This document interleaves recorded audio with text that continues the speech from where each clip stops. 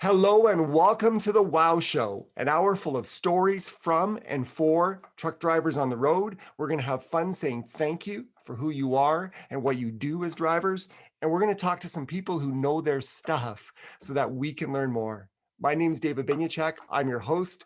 Let's get started.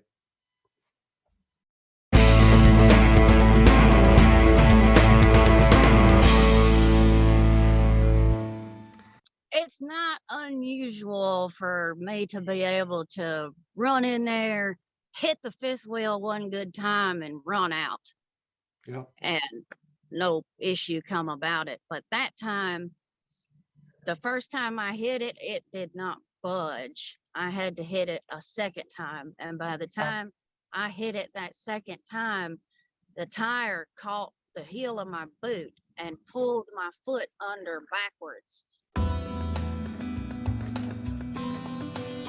Hey there, Canada. David here with Wow Trucks. I hope the sun is shining on your truck and on your soul today.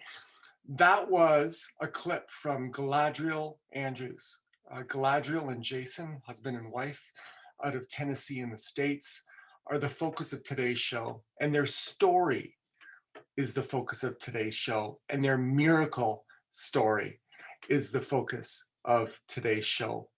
It's a special day on the Wow Show. This episode is airing for the first time, even though you may hear it as a re-recording on future dates, on Easter Monday, 2021. And Easter is, for those of you that are of Christian faith, a time to celebrate probably one of the most impactful, most told, celebrated stories of the death and resurrection of Jesus Christ. Stories are powerful. That one has transcended history and will continue to move forward, but they're powerful in our lives too. And I find that most people don't understand or fully understand, or they underestimate the power of the story that their life is unfolding. I'm entitling today's episode The Next Chapter, because I believe each one of us has a story to tell. And while we're going to showcase Galadriel and Jason's story today, and her miracle recovery from getting run over, backed over by a truck, her husband's truck, her husband behind the wheel, that we all have a story to share. You know what, in my mind, stories, they do a number of things. They educate and they inspire. I'm inspired by the story of my family as it was told to me. And I think we each have that opportunity. My father was born in a region called Bessarabia. And it was in, depending on the war, either part of Romania or part of Russia in Eastern Europe. And he was born in a German-speaking village in Bessarabia. So even though this village was in the country of Romania at the time, the churches were German, the schools were in German. It was his first language, even though he spoke 8. But here was a scoop at the end of World War II, as the Russians were coming back across, Europe towards, the eastern part of Europe at that time. To be a German-speaking family in that region meant certain torture, if not certain death. And so the story of my family from Bessarabia is that they took a farm that was in the family for generations. This was, and they just left. They took the clothes that they could take, and they took whatever they could carry. And it wasn't like they were just handing in the keys because they couldn't afford the payments. This was paid for and owned. But they left because they had to. And I've learned a lot from that story. And a couple things are this, is that, it's a story of injustice. And injustice is big in the news these days. And I think injustice transcends any sort of diversity. It transcends culture, it transcends race, it transcends gender. I think injustice can be a human condition, but it's not to get us down, because the rest of that story is, out of that injustice, he came to Canada. Came to Canada. Wow. when they had to leave everything behind, the result was he came to a country that would give him a life that he could have never had where he was. And you know what? As you tell your story, I think that for many of us, our Canada, metaphorically, awaits. The great part of a story is that there's always the rest of the story, and we don't control parts of our story. They didn't control the World War II. They didn't control the armies and the Russians coming across. They had zero control over any of that. But in controlling what they did control, their attitude and their ability to work hard, life actually turned out to be kind to them. And I think it's an opportunity for all of us when we look at that. You know what? Stories can help us resolve our conflicts. They can be really practical in the workplace and in our everyday relationships. If you're upset with someone, if someone has hurt you, if someone has disappointed you, it's amazing how when you approach them simply with your story, here's what I saw, here's what I felt, here's how I reacted to what just happened. You bring into the conversation something very powerful. It's information, which is useful, but it's not accusation, because when you talk about how you felt and how what you experienced and what you saw, you're not telling them that they are this or they are that. And when we bring information through our story into a conversation with someone where something needs to change, it creates an environment that's a lot more powerful and in producing better resolution to those situations. And so our story is powerful in conflict. And before we get into this interview with Galadriel and Jason, I just want to end off with one more. I mean, our story is powerful in just relieving our pain. And, I pointed to it. I mean, my ancestors had no control over what was happening in Europe in World War II, and they had to just kind of leave everything. But in my life, I've had experiences where telling my story, especially when it involved pain, was really useful. Several years ago, I was met an individual, did some photo shoots. Long story short, ran into someone who didn't have the best of intentions, and all of a sudden was being falsely accused and slandered on the web. And my first reaction, given my intentions were really good in that situation, was a lot of hurt and a lot of anger. And I had a couple of choices to make in that situation. I could pursue the anger in terms of retribution, in terms of all of those things. But I decided that that would consume me. And not only would I lose, but my family would lose. They're just, and it's just a no-win for anyone in that situation. What I did choose to do, without mentioning the person's name, was I told the story. I'm a leadership trainer. I told the story in my workshops, and I told the story to people that I met that were hurting from being hurt. And I told the story not to random strangers on a bus, but when it was meaningful and when it was appropriate, I would tell the story. And the first few times it was hard to do because there was some raw emotion that came with it. But the more that I told it, an amazing thing happened. I gained control over the story instead of it controlling me. And so for some of you that are listening, you're driving down the road, you've got things that have hurt you, have come to you and been painful to you. As we focus on stories today, and the main story being this miracle story of Jason and Galadriel in Tennessee, you've got the opportunity to, as you selectively and appropriately tell your story, actually, no matter what happens out of it, no matter what anyone else does from you telling your story, you win because you no longer carry it inside and you let it out. Today's about the next chapter.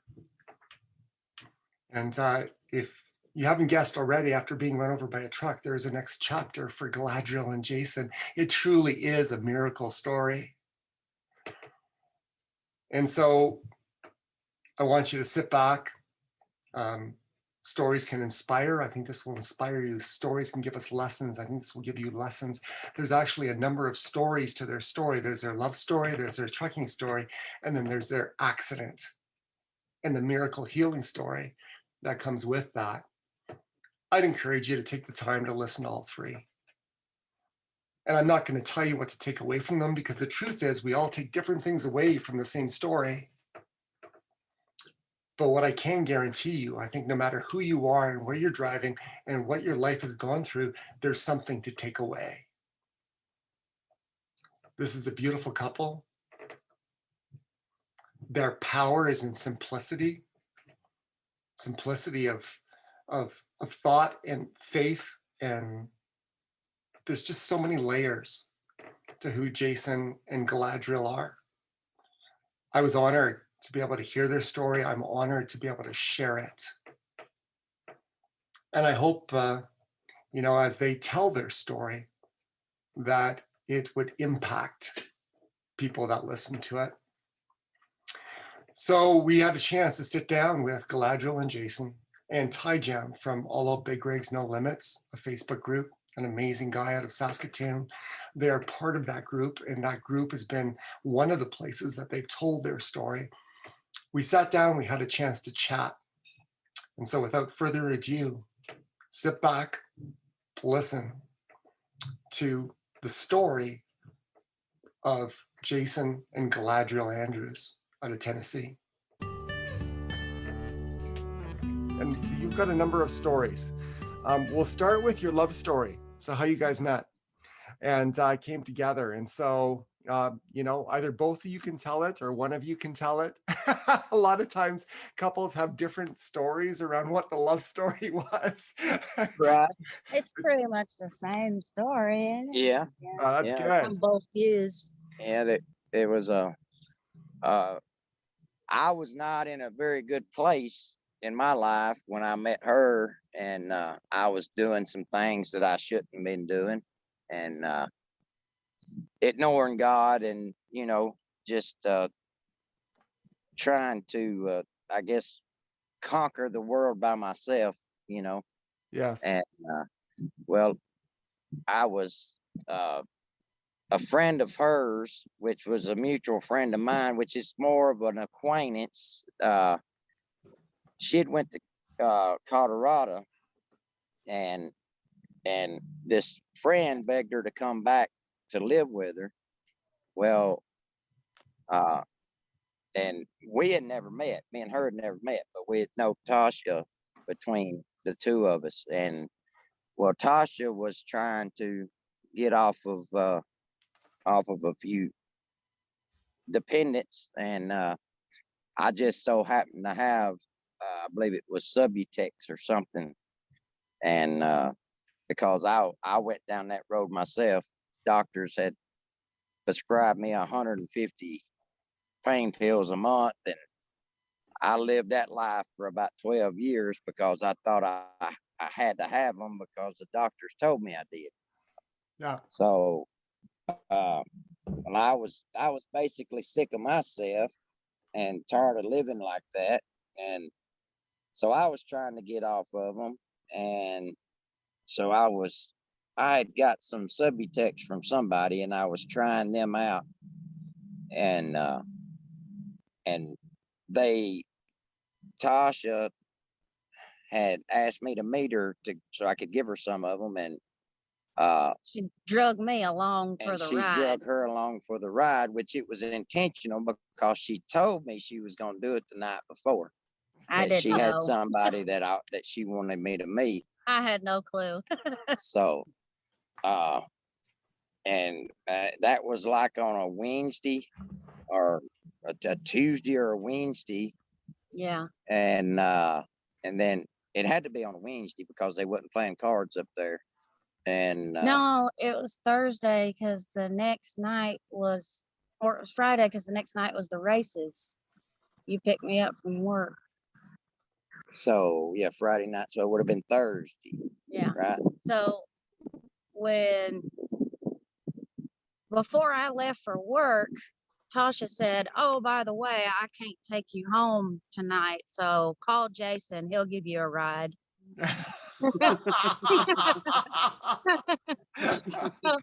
I called Jason and he gave me a ride and asked me if I wanted to go to the races with him. And I said, "Well, yeah, I want to go to the races."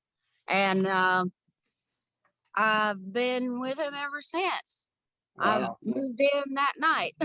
Yeah. Never- You were off to the races. yeah. She was off to the races. Sure enough. Now, can I just were these four-legged horse races or were these four-wheel car races? Car races. Yeah. That Huntsville Speedway. Because you probably got both in spades in that area. You've probably got horse racing and car racing. Oh, not a lot of horse racing. Now No? that's no, they now a little further. They do more of the Tennessee Walker, Yeah. the show horse type thing around here. They get out there and let their horses walk pretty for everybody. Nice. So Jason, I'm like, congratulations. You come over the other side from dependency on painkillers. Yeah, that was a tough road, which she did too. So that's that was one thing we had in common. By the time we met, I was able to help him the natural way. Right. Yes. And I haven't took any painkillers in over 3 years. 4. Right? Yeah, because we just had our wedding anniversary yesterday, our day before yesterday. Congratulations. Oh, right on. Congratulations. Thank you. Yeah. So, I mean, there are tens of millions of people without addiction across North America today. What would your message be to them? Like, what hope could you offer them? In terms of the way out. Well, there's hope if you want it. But you got to want it. You got to want to quit. There's natural things out there that will subdue the sickness, and now it's not going to make you feel like you took a handful of Percocets, but if you're hooked on a feeling, then there's you're just going to have to get fed up with it. Yeah. But until when you're ready, there's things that will help you. One of them is kratom. It's an evergreen. Yeah. From Southeast Asia. It grows in the mountains. Okay. And it's just the leaves ground up into a fine powder. It's a cousin to the coffee plant. Okay. So it's Yeah. addictive like coffee. You Yeah. have the same kind of symptoms. like when you come off of it or whatever, you have maybe a headache. But it's really easy to go from, a tablespoon to half a tablespoon. It's easy to taper off of it. And the reason most people can't quit these opioids is because of the sickness. And I went through that. I know what it is. I know what it's like. So I mean, you're throwing up and using the bathroom all at the same time. It's the worst sickness you ever feel in your life. So I understand why people, they don't want to be sick, but you don't have to be. There's things out there that can help you if you truly want to get off of it. There's there is now what I'm talking about now. It's legal in Tennessee, but Alabama put a ban on it because it was getting people off of methadone, and of course it was cutting into Alabama's methadone profit, so they put a ban on it. Okay. And that's my Were dog. were you guys at all worried when you guys had your accident? Some of the painkillers and stuff like that were probably suggested to you guys after the accident. or were you guys already strong enough in that department that it just didn't bother you? Never affected it. I mean, they gave her pain medicine. Yeah, they was giving me a lot of pain medicine in the hospital, and then sent me home with some, but I only took it when I absolutely needed it. Right. And wasn't taking it as prescribed because I did not want to get addicted to it again. Right. And we didn't know how hard it would be to get off of it another time. Because I know each time it seems like, because I had got off of them before, and it seemed like the second time was harder. Yeah. And then the third time, once I got introduced to the kratom, it was a walk in the park. It was only 3 months that I was on the pain medicine, wasn't it? Yeah. Yeah, and then I was completely off, just doing Tylenol and Advil. Yeah. So yeah, but that was a concern. We talked about that. It's like, is this gonna cause you to relapse or something? Which right. But I mean, she's strong-minded person, so that. I don't know anything about that. My wife is totally just meek and gentle. And this is Donna, by the way. She's not. Galadriel, you would get along with my wife. She's a very strong-willed woman, and I love it. Yeah. It's Someone a good has thing to I'm keep our hard-headed. husbands in line, right? It's a good thing she's hard-headed. I'm telling you. You get one of these, run over your head, and survive it. Doing pretty good. So let me ask you this. It just took one night at the races. So for each of you, what was the initial attraction to the other? So Galadriel, why don't you start? What attracted you to this guy? I don't know. His eyes. He just looked, I don't know. I guess I saw his soul in his eyes. Nice. And he was sad. And you could see that in his eyes. Yeah. And I pain pills had a hold of me. I looked like death eating a cracker. I was in bad shape. and so what was your attraction to Galadriel? What was your first attraction? Well, I mean, she's beautiful, but what about her attracted you to her? Well, I didn't really pay much of mind to it at first because, like You're you said, a typical guy. Yeah, and which she's younger than I am. She's let's see, was it 12? I'm 32, right? Yeah, and I'm 44. Yeah. So yeah, so I didn't really pay no much mind to it. I was like, she don't care nothing about looking at an old used up man. That's old man's what I. But then Tasha called me and said that hey, she's kind of into you. She wants you to come pick her up from work. So she'll be calling you here for too long. This Tasha and that's is how right in the middle of it. Yeah. Yeah.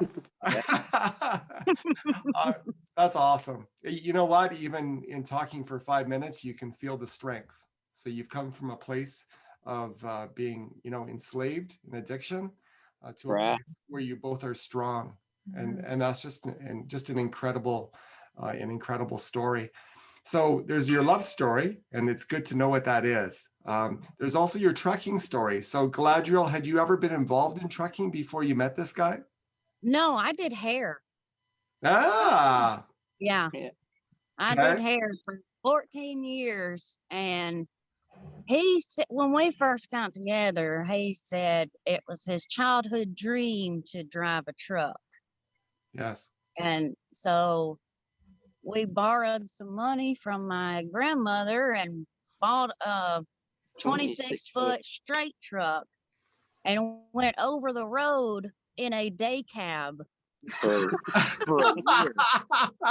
For a year, yes. Yeah, I mean, we was in Florida for 2 weeks in a day cab. In the summer, down around Miami. I mean, you're talking about swamp tail every day. It was bad. I told all the guys up, I think I made a video about it. Said You know, we paid our dues down here. All you guys up north running right now, don't you dare come down here and try to take our loads this winter. So we paid our dues. But you have to promise to be nice to Ty when he comes down there, because he's one of those guys from up north, right? So, Oh yeah, but yeah. I think you Right. two will get along. It'll be Yeah. good. So, so you, Jason, had this from a kid. Is this generational in your family? Was your dad a trucker, or where did love My of truck come from? grandfather, he was they was loggers down here, and they always had big trucks and big machinery, and you know, it was always something I wanted to do, and but it was I guess my dad, he pulled me different directions. It was more like what he wanted me to do. You know, Yeah. he wanted me to be a firefighter like he was. So, which I said, well, let me do the volunteer thing. Let me see how I like it. So I enjoyed being a firefighter.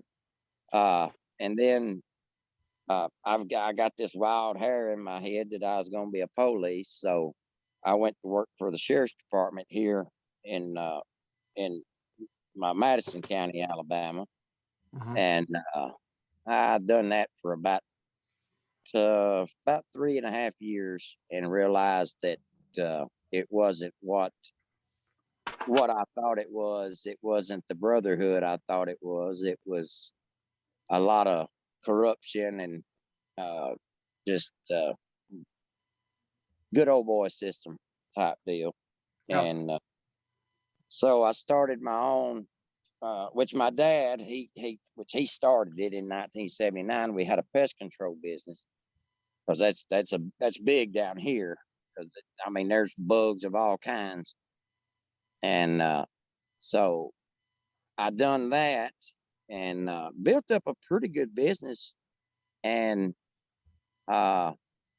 then my brother and my mother come in and stole it from me and left me basically high and dry.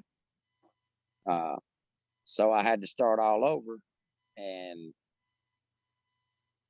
by that time, you know, which you know the pills that's when the pills really kicked in, because that's what the depression kicked in, and you're trying to not only kill the back pain that the doctor says that I got to kill, but you know, I think you know you're trying to kill an emotional pain too. That Yeah. you know that your mother and your brother just done you that way. You know. Well, Yeah. you went through a divorce at the same Yeah, time as all that too. went through a divorce at the same time, and which my daughter, she lives with us now, but I didn't see her. Uh, let's see, from I believe it was August 3rd. Let's see, so it'll be no August, September 1st. September 1st of 2012. My wife, my first wife, said that she was taking my youngest son to a doctor's appointment, and when she come, I mean, when she come back, she didn't have the kids with her, and you know, she said that she was leaving. Okay. So just kind of, it was, and then we just got back from a little vacation and everything, you know. But come to find out, she was sleeping with a couple of my friends at the time, and uh, you know, which I suspected it. You always kind of know things like that, you know. Whether you want to believe it or not, your gut tells you, you know. There's So a gut feel. right. So that you know that was another, I guess, you know, you just got to get through them things, that because the devil's going to throw everything in the world at you, you know, and that's all that was. That's all it was just the and he had me for a long time. I Yeah. mean, he did, and which I'd got baptized uh, probably about 6, 7 months after our divorce, and but I still wasn't doing right, still wasn't living right. Yeah. So, but I was praying. Yeah. I was praying for an answer and praying for the right way. And, you know, and come to find out she was too. And, and it just took it, you know, I guess the two of us, we ain't too good, not too good apart, but you put us together and we make one decent person. Yeah. God had a plan. That's right.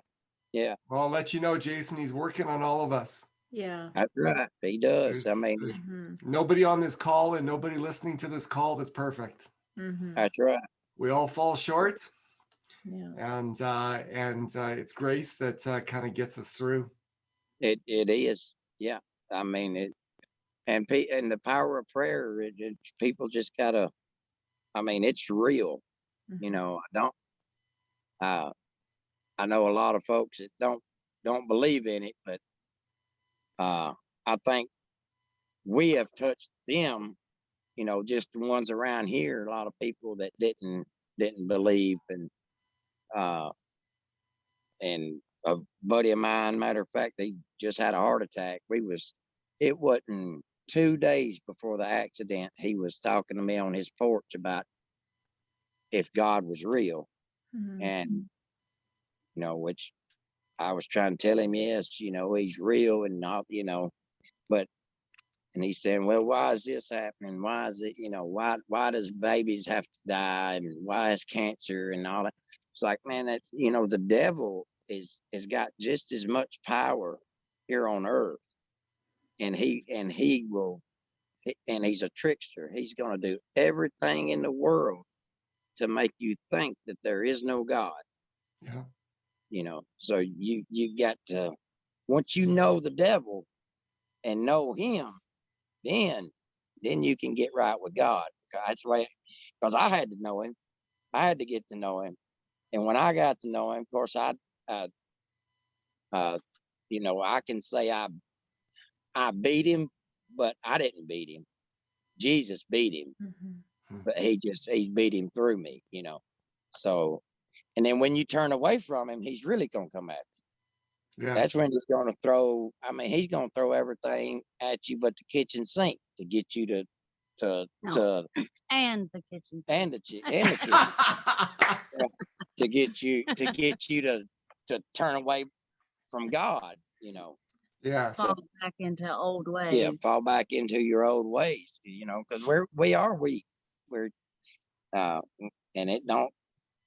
it seems like it don't take much for some people to fall back, you know. Just the first thing that don't go right, then they're back doing the same thing they was doing.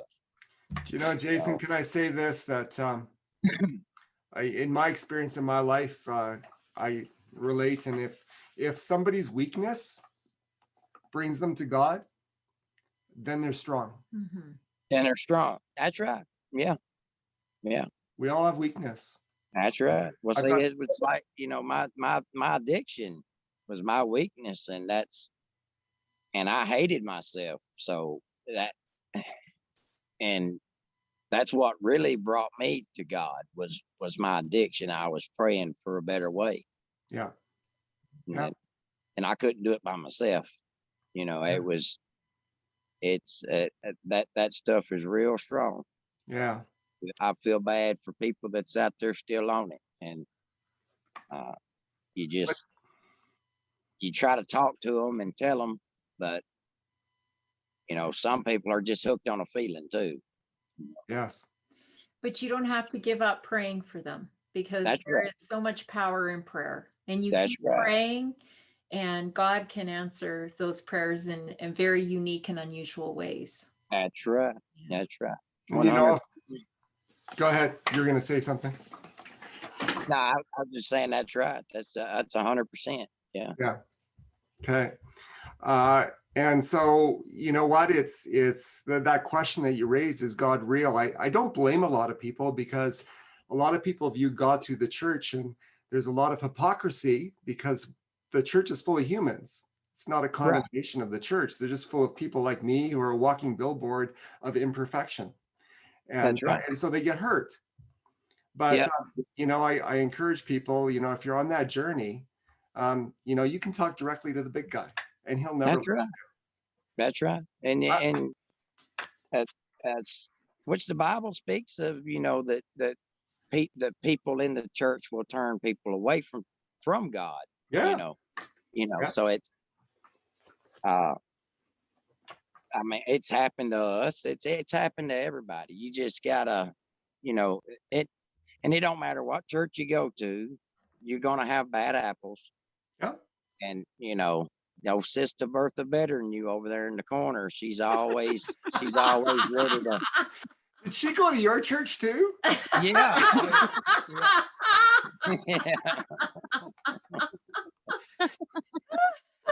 I thought she just played darts. Oh. So God's got to be real, and so let's move to and that's where your story. I'm just gonna say it right now that your story is gonna help some people walk through from pain to victory. And, right. And so I'm excited about that. Talk to us about the accident. So that's the next story. The accident. So we got up at 3 a.m. Yep. Left out for Rome, Georgia. We went to Rome, Georgia with a load of wheat. And we come back and got reloaded and then went to Ivoli, right? Yeah. Yeah. Ivoli, the line was backed up to the road. We was there for hours. Then we finally get over the pit and the hopper door is messed up. So he's under the trailer prying the door while I'm trying to crank it open. And it took an hour to unload that one hopper. 3 other drivers tried to come help us, which we finally got it. And so we got back to the yard where we parked the trucks at 10:30 that night. We was exhausted, ready to get in bed, and we had to get up at the same time and do it all over again. Right. We had to do the same thing the next day. We was gonna. And I was thinking about, I've got to get my beauty sleep. I've got to get some rest. I'll be no good tomorrow. I'll be laid up in the sleeper while you're doing all the work. Yeah. So it was real dark that night. I mean, there was no moon, no stars. There's no lights on the yard.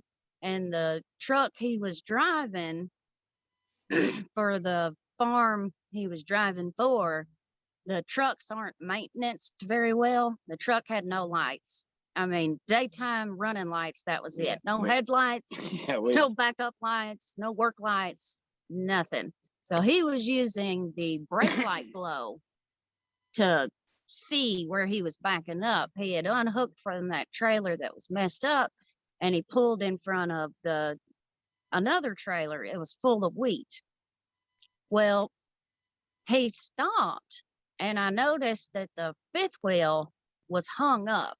So it was going to stab holes in the bulkhead of the trailer that was full of wheat. Yeah.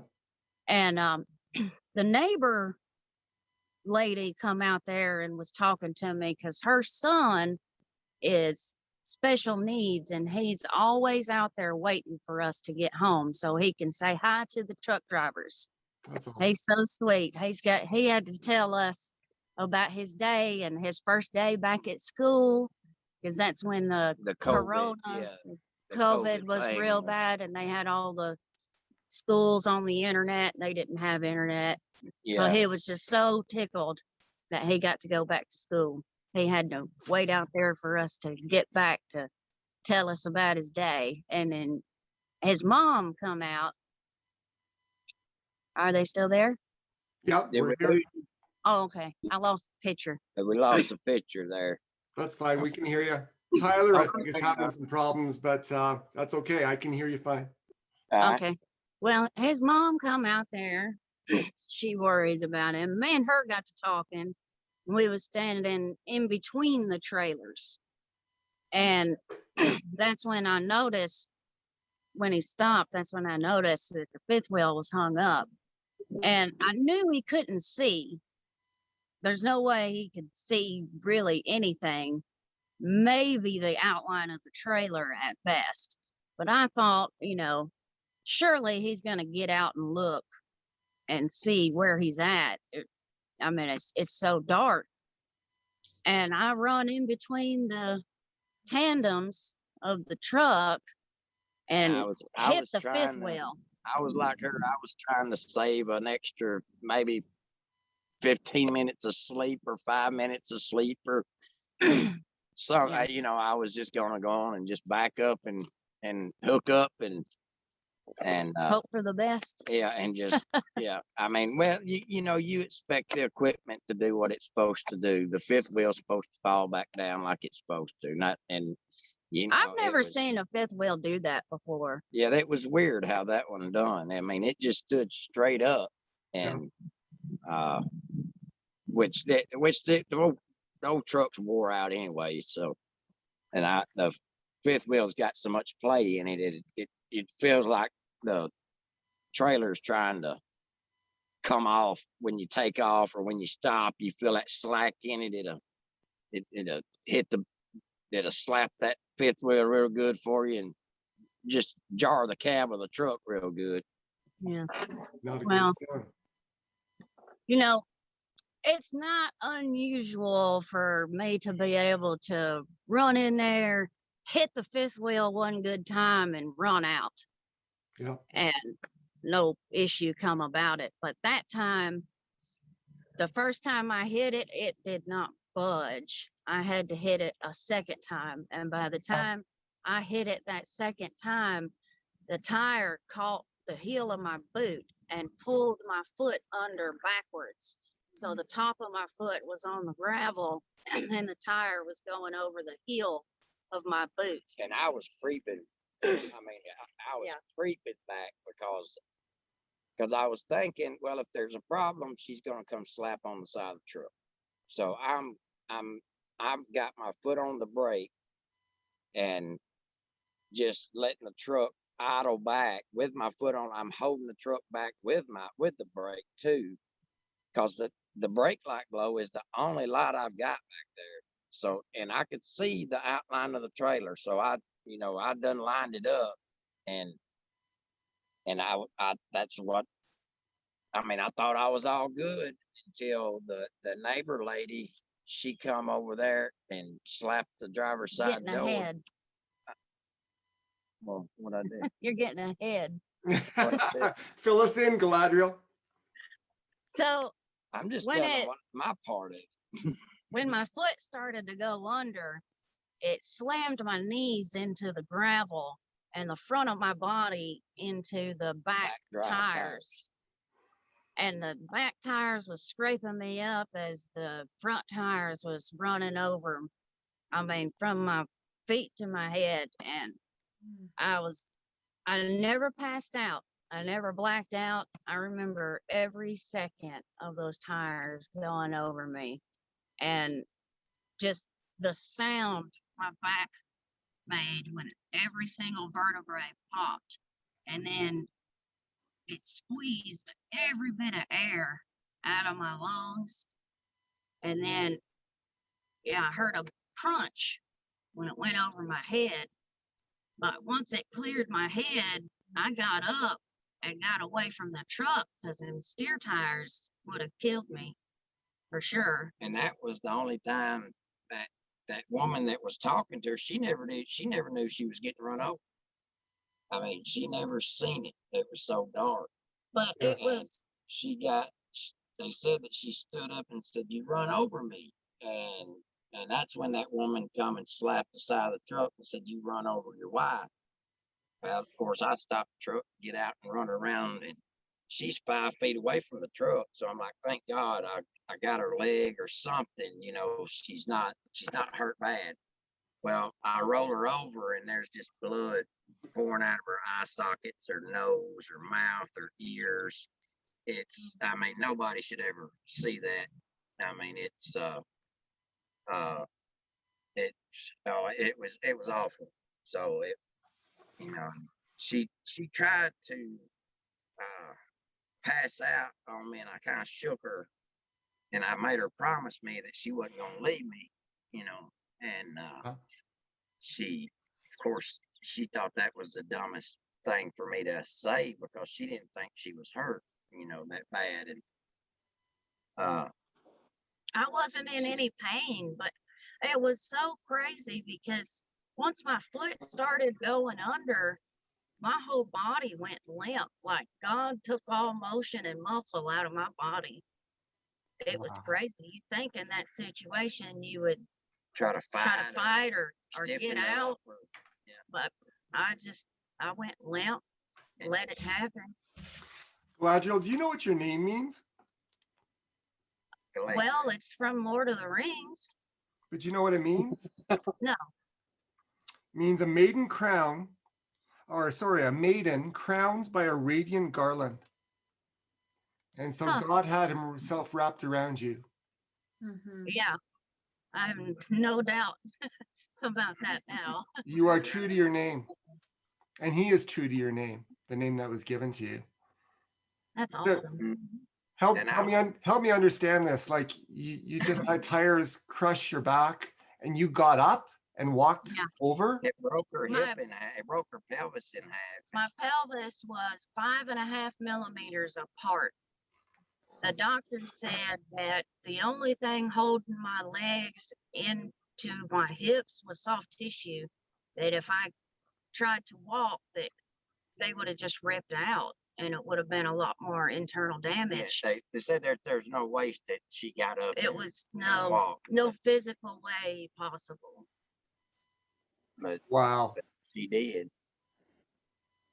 I said, I guess an angel picked me up and carried me over there because, I didn't crawl. I walked over there. Wow, that's a miracle. Yeah. Yeah. That's a miracle story. Mm-hmm. And then, of course, we're in the hospital, and a lady says, "You know what? You was talking about what her name means."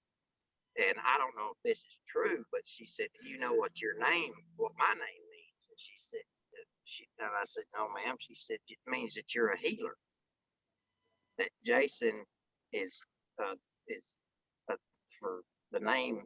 It means that you're a healer." Yeah. Yeah. No. That's and God can use people that way, right? He's the ultimate healer. So I never claimed that I could put hands on people and heal them, but yeah, I have put hands on her and prayed for her, and the next day it would be gone.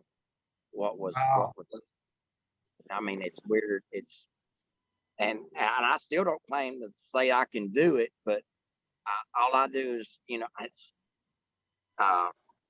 God says everything is possible through prayer as long as you don't doubt. If you don't doubt him one bit, anything you ask him for, he'll do it. But you can't have 1 ounce of doubt in your heart that it's going to happen. Yeah. And it will happen. I mean, she's living proof of it. No kidding. Go ahead. No, when you went to the hospital, then obviously you rushed her to the hospital. What did the medical team say? Like, could they even believe what had happened to her? That's kind of a weird part of the story. So the helicopter come. Okay. And the ambulance got there, and the ambulance turned MedFlight away and said, "It's not going to matter. She's not going to make it." Wow. They not realizing she could still hear them. Yeah. Which they wouldn't let me around her at this point. And so I don't. And I wasn't in any pain until the paramedic started pulling my leg straight.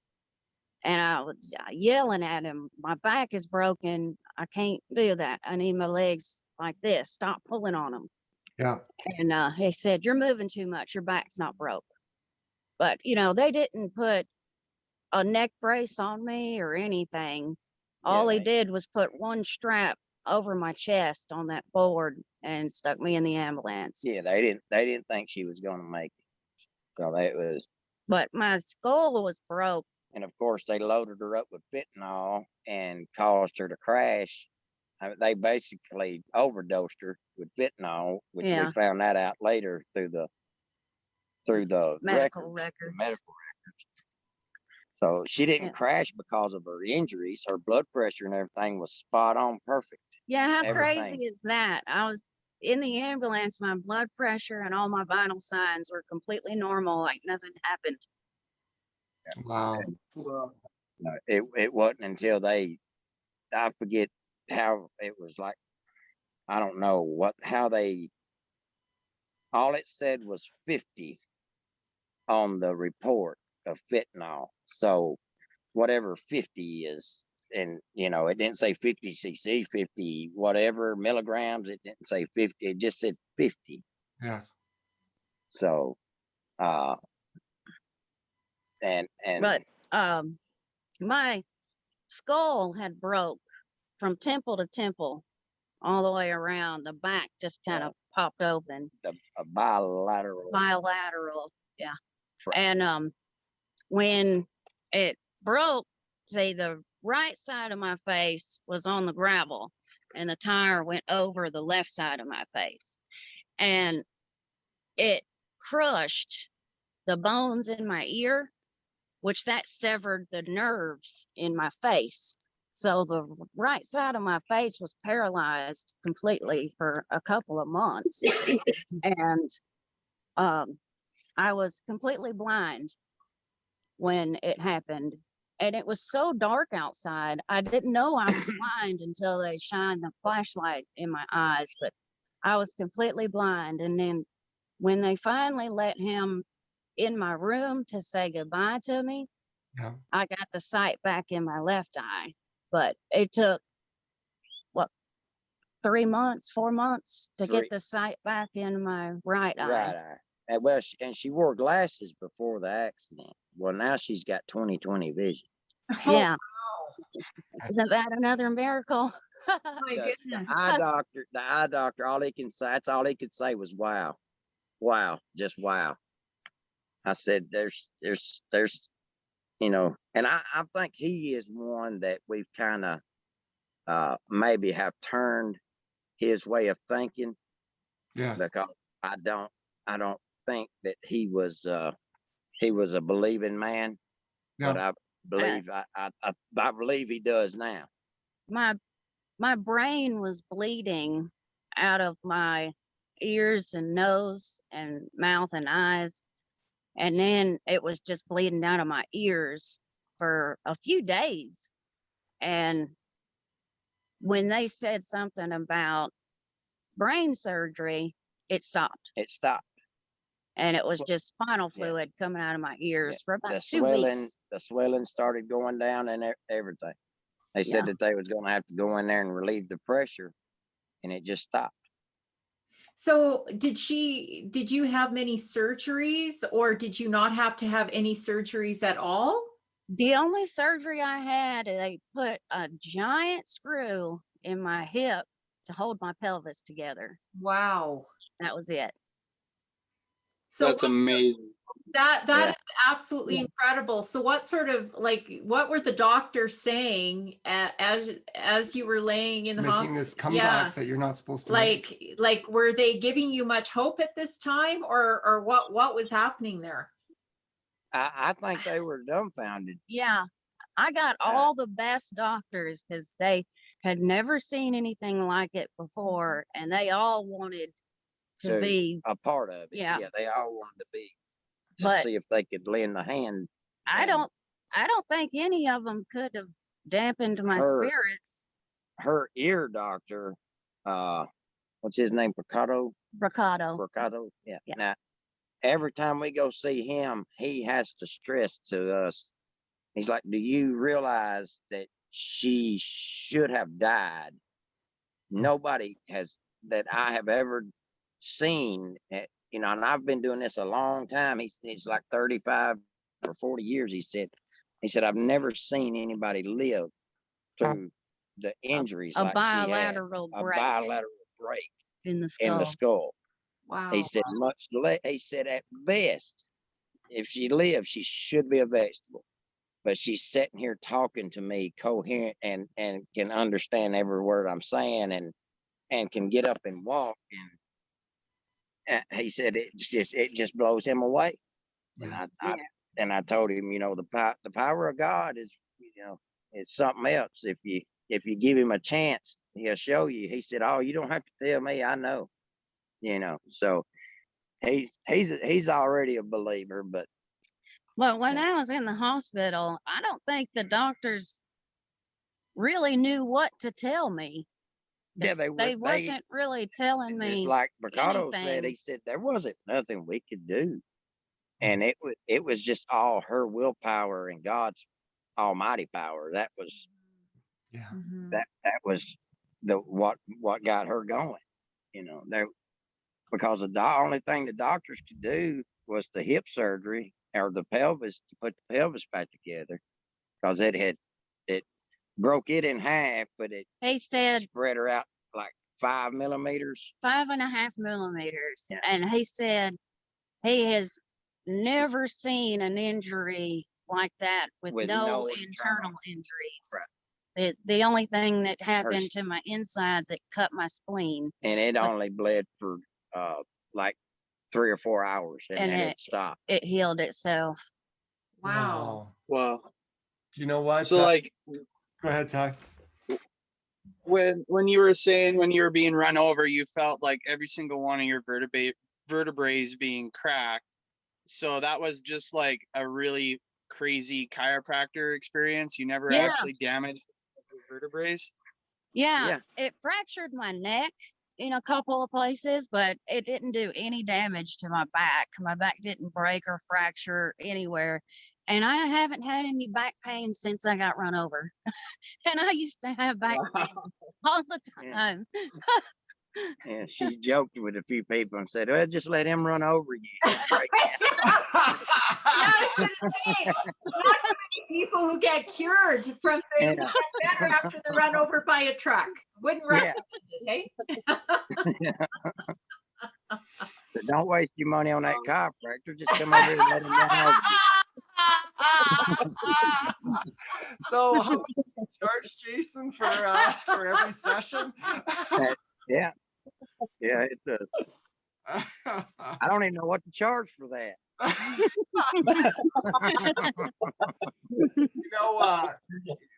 When something like that happens and you're spared, there's a purpose. So, like, have you ever considered, the Jason Galadriel, God's, you aren't meant to just survive, you're meant to thrive. That's right. Yeah. And has he spoken to you about the purpose that's coming out of all of this? Yeah, somewhat. At the hospital, which I was praying before they let him see me. I mean, I was in the pickup truck in the parking garage, just praying, and just this calm come over me that that he's like, he took it all away. He's like, it's gonna be all right. She's gonna be fine. Don't worry about it. This is me. I've got this. So, and I didn't worry about it then. I didn't worry about it since. I was. They all loved me in the hospital. I was so cheerful and in such a good mood all the time. They just were dumbfounded how positive I was. Tell them what the first thing you seen out of your. So I started to get a little bit of sight back out of my right eye when I was still in the hospital. Now, I was only in the hospital for 9 days. Oh, wow. Yeah.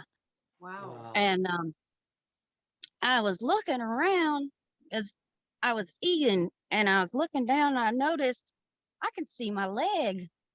And so I looked up and I was looking around to see if I could see anything else. And all I saw was this red-orange light shining down on me.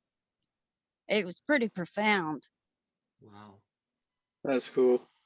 Wow. I think a lot of going back to David's question there about, have you guys seen, positive in this? I think just by following you guys on Facebook and watching right from the beginning when you guys are still in the hospital all the way up to your latest update. And if you go through the comments, a lot of the comments, I know like on your first post there's, you know, a little bit of negativity about, you know, running over your wife. Right. But I think you guys have already touched hundreds of lives all across North America, even mine. My wife talks about you guys all the time. She loves watching your guys' updates. She can't believe that story. You guys are amazing, and you guys have already touched lives that you don't even realize you have. Yeah, that we had people calling us from Australia on Messenger, And South Yeah. Africa. and one guy called from South Africa. And I helped a lady get over suicide in Kentucky. That's fantastic.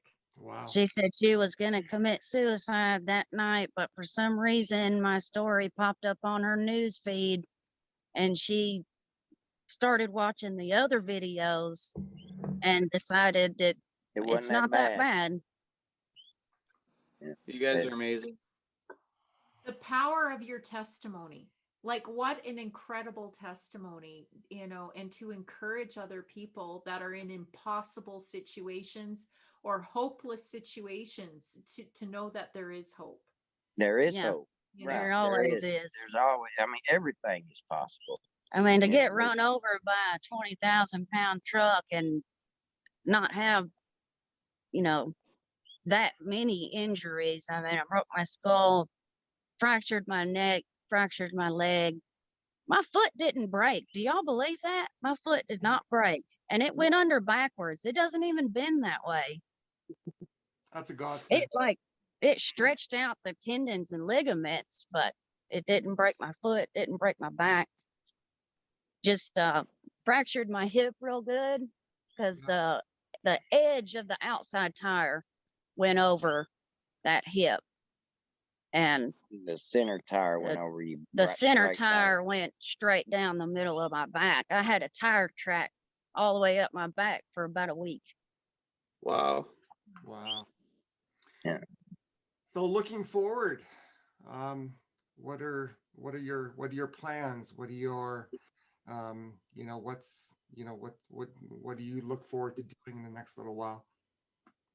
I look forward to telling my story wherever I go, because that's what I do all the time. Yeah. If somebody looks at me, I'll tell them Say, about hey, my come here, let me story. tell you something. But I'm bad about it too. I'll pull my phone out. We was at Rural King.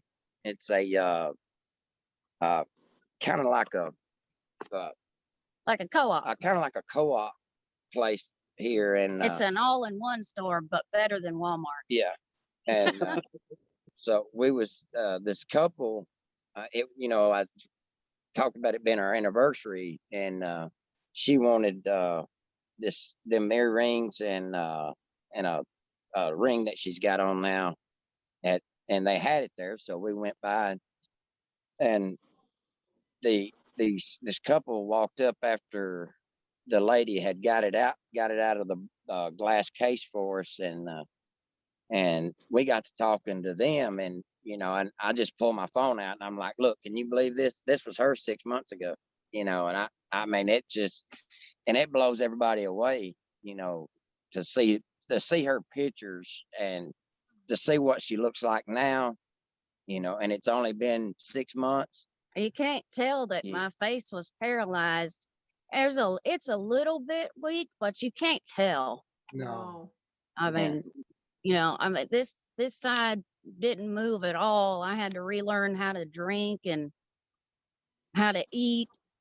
Whistle. I can almost whistle now. Yeah. That'll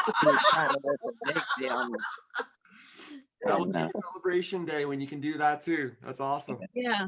Just a little bit of sound comes out. I got so tickled. You wouldn't believe it. Wow. So what do you want to? How much?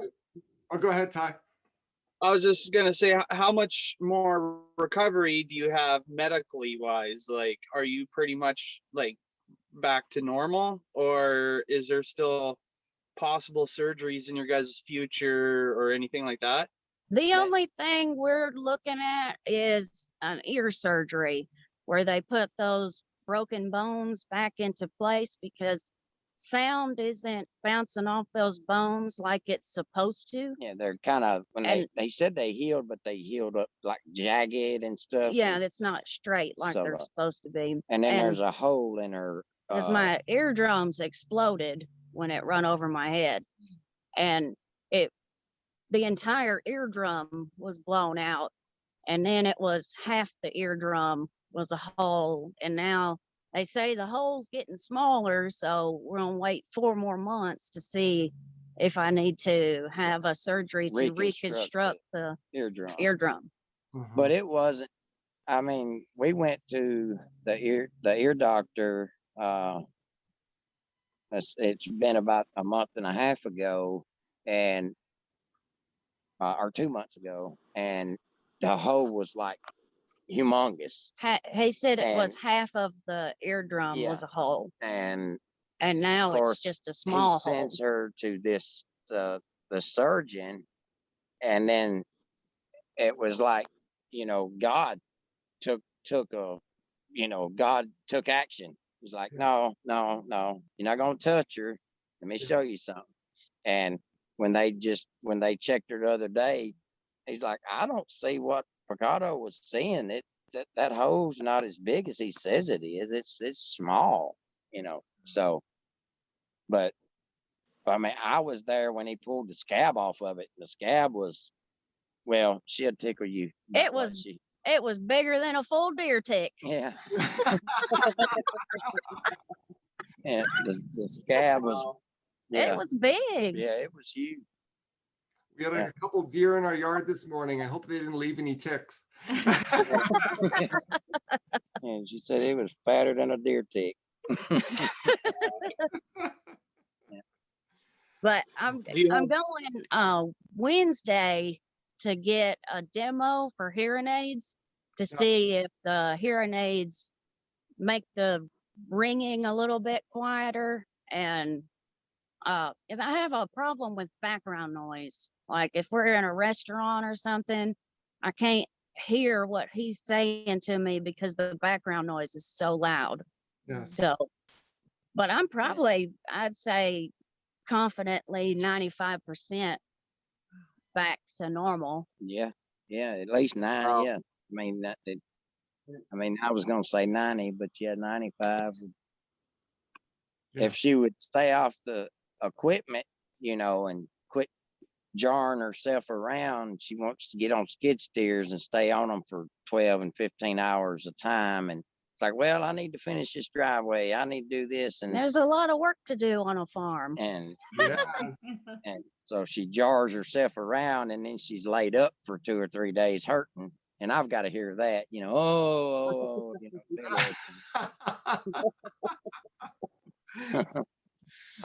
Your story is, well, it has, and it will continue just to bless so many people. Is there a message you want to send to, I mean, you already have, but is there anything else you'd like to say to the people listening to this? Nothing is impossible. And when he tells you that, he means it. There's nothing's impossible through Christ. I mean, but it goes back to that having faith. When we and was no in doubt, you cannot doubt God 1 ounce. When we was in the hospital, you could feel the prayers. You could feel the love. It was just, I've never experienced anything like it. My heart was just so full. It kind of hurt a little bit. Yeah, it was so overwhelming. It was overwhelming. I can't explain it. It's just, you could feel everybody's good wishes, everybody's love, everybody's prayers. I mean, it was amazing. Yeah. And when you say those prayers, was it your trucking community? Do you have a church community? Was it your family, or was it a combination of everyone? It was, I guess, a combination of everyone. Yeah. I've got 2 first cousins that are Baptist preachers, and I had called them, and they had put her on the prayer list just right then, you know, and of course, then everybody was, of course, all the family around here was wanting to know how she was doing, and I thought the easiest way to do it would be just tell it on Facebook, and that way everybody, all my friends would know. Right. And well, it started getting shared, and next thing you know, it went viral, and so, and then the All Out Big Rigs picked it up, and so we started, which I asked for their prayers and then That was the very first video you made. that was asking for prayers on the All Out Big Rigs, and the response off of it was amazing. You know, it was, I mean, there's a lot of good people on that page. It sure is.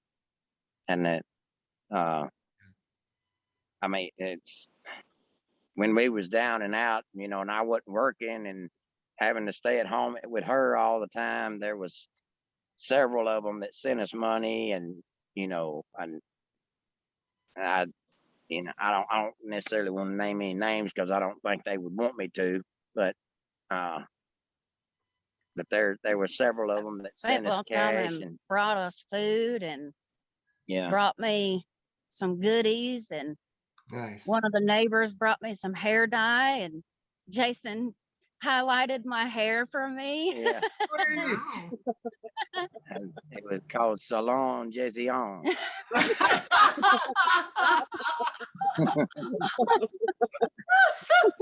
that to your resume now. I like it. Yeah. They did a real good job. They did. I want to thank Galadriel and Jason for sharing their story. Wow. A miracle story told on what is more or less Miracle Weekend each and every year, Easter weekend. As I said before, I'm not going to tell you what to take away. There is so much there. I know what I take away, and I take away a lot. If you want to share what you took away, feel free to email me, and I'll share those thoughts with Jason and Galadriel, and gladly pass those on. My email is david@wowtrucks.com. So David at WOWTRUCKS.com, and I will gladly share those with them. I will say this about people's story. We have so much that we can learn from them if we'll only listen. And so my encouragement to all of us is that as we listen to stories, and I'm speaking to myself, we have to open our heart to it, which means that we stop the very human tendency to immediately judge things. I know that as there are reactions to this story, they will kind of scan the gamut from inspired and motivational and positive to judgmental and angry and frustrated. And it's human to judge. And if you've been on Twitter or any of the social channels lately, they're a great example of humans shutting down potential learning by just judging each other. And I say this because I've learned this lesson, and it wasn't part of the interview, but I talked to Jason and Galadriel, and they've gone through this as well. It's from my own miracle story, or my family's miracle story. And long story short, it was in 2009, and it was about the near drowning of our youngest daughter. We were at John and Donna White's house. John is the editor of Pro Trucker magazine, and now Pro Trucker Driver's Choice magazine, an amazing couple. Long story short, I had left. I was on my way to Vancouver to meet Stan and Marlise Nestrovich for a Wow Trucks calendar shoot. Donna was left with John and Donna, and they were talking, or more likely laughing, because this couple is amazing, and it's just a good time. Anytime that we spend with them, they're like family to us. And my two daughters were playing in the corner. And after a little while, all of a sudden, inside the house with all the doors normally closed, John happened to notice and said, "Well, where's your littlest one?" And after 5 minutes of searching, my wife finally went back in the backyard and noticed under the tarp of the swimming pool this pink little shirt floating in the middle. And sure enough, it was my youngest daughter, and she was unconscious floating in the pool.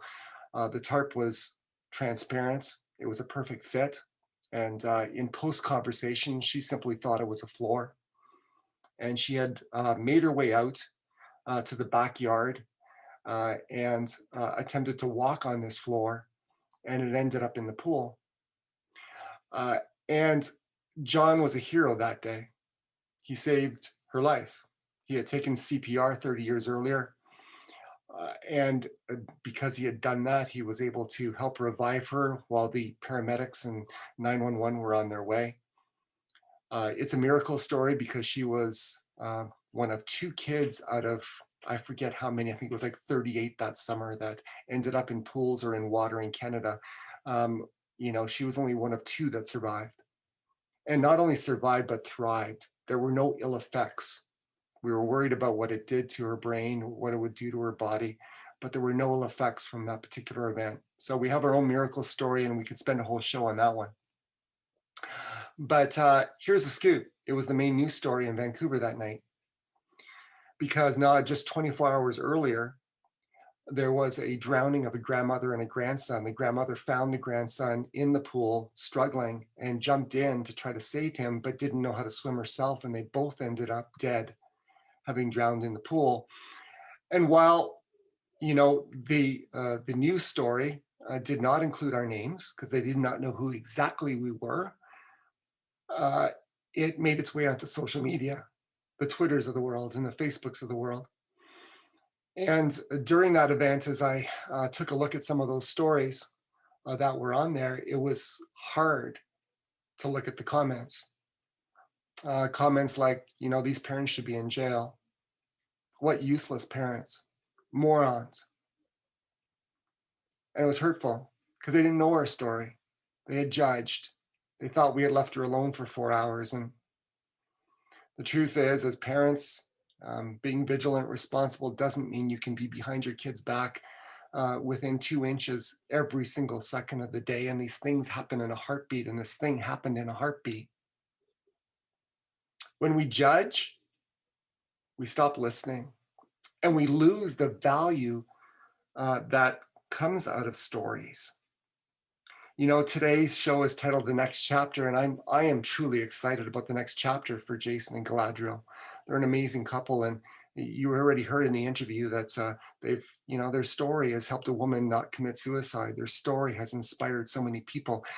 We don't control what's gone wrong in our lives, but if we step back and we learn from it and we share our story, it has power. It gets redeemed instead of canceled. And that's a beautiful thing. And so I'm excited for the listeners of this show, for your next chapter. So many people lose sight that there is one. They just get caught up in the day-to-day. But if you've been listening to their story, and you were inspired, and you made up your mind that you're going to successfully write your next chapter, because let's face it, our next chapter gets written no matter what. We do have an influence on what type of chapter it is. If you've made up your mind that you're going to write a better next chapter, that's awesome. But I want to remind you that making up your mind is only one part of it. And actually more important than making up your mind is that successful next chapters are more a matter of the heart than they are of the mind. And the biggest tool that we have, and there are many, this is only one, but this is a 2-hour show. The biggest tool we have to open up our heart, to be open to next chapters in our lives that are full, that are exciting, that are good, is the power of forgiveness. Because let's face it, we can't change the past. I mean, my family can't change World War II. We can't change what happened to our youngest daughter. Listening to Jason and Galadriel's story, some people will get angry at that company for the state of you can't change it. It's done. Yes, learn from it. That's the power of a story. But forgiveness means that we learn, but we let go. And we open up our heart to what's next. that next chapter. And so I want to frame just forgiveness in a story about my stepmother. She was a feisty, wonderful Hungarian woman. My natural mother died when I was 7, and my father remarried a couple years later. And it's a story of its own, as most are. But here was the scoop. She passed away when I was about 30 years old from cancer that she'd been battling for many, many years. The last 3 years of which she spent mostly paralyzed in a bed in the living room in their home in Kelowna with a view to beautiful valley down below, but paralyzed in a bed.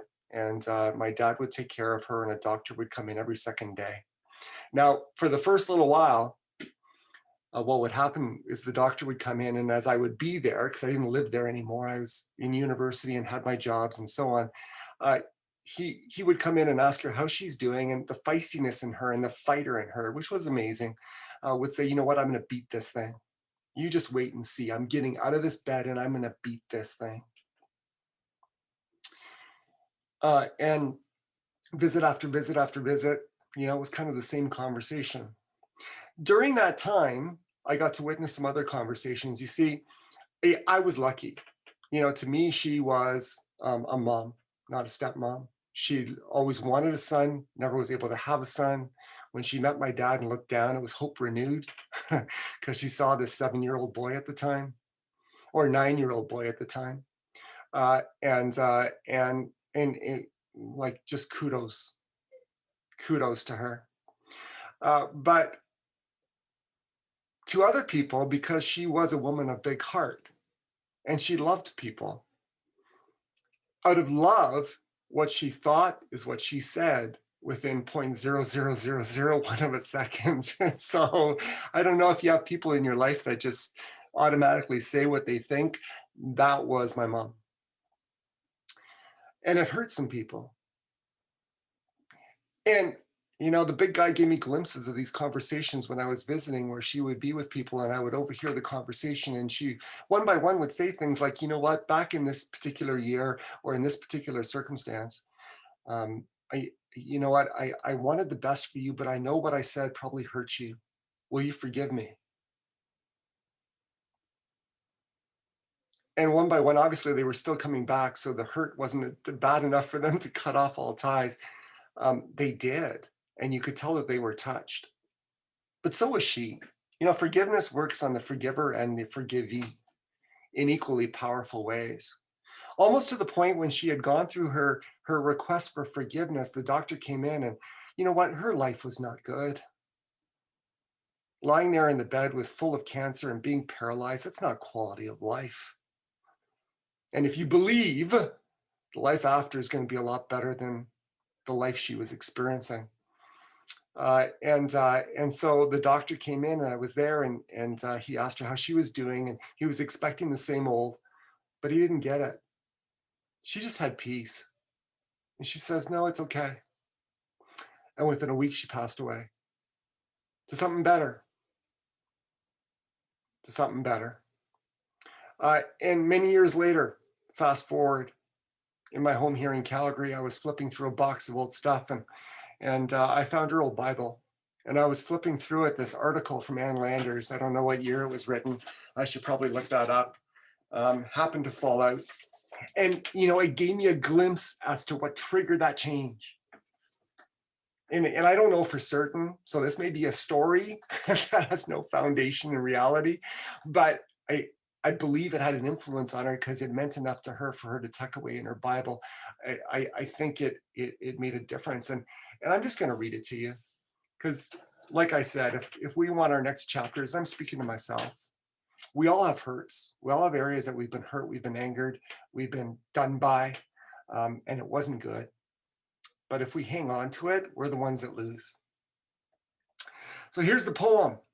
It's called Decide to Forgive, written by dear Abby Collum, Ann Landers.